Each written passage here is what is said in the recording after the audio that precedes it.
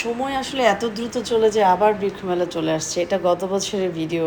Gallery ঘাঁটতে ঘাঁটতে দেখলাম উমায়ের মাশাআল্লাহ এবছর একটু বড় হয়ে গেছে, তাই না? আমার মেলায় একটা খুব সুন্দর এক্সপিরিয়েন্স হয়েছিল, সেটা হচ্ছে বাঁশপাতার চা। কোয়ান্টাম ফাউন্ডেশন এটা লঞ্চ করতে যাচ্ছে, ওরা পরীক্ষামূলকভাবে এটা মেলায় এনেছিল গত বছর, জানি না এবছর আনবে কিনা। খেয়েছিলাম, খুবই মানে টেস্টি ছিল, গ্রিন টির মতো।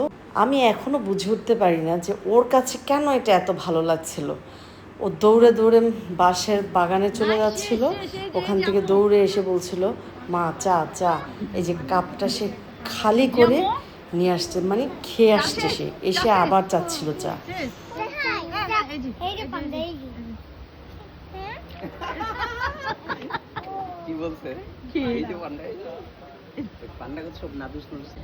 বাঁশপাতার চা খেয়ে এনার্জি তৈরি করে সে এত দুষ্টমি করা শুরু করেছিল।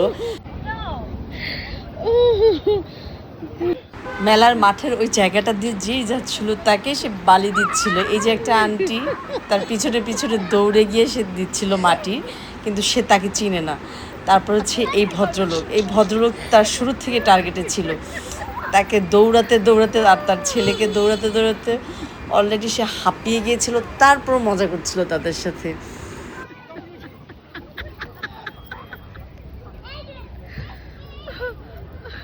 টার্গেট আপনি।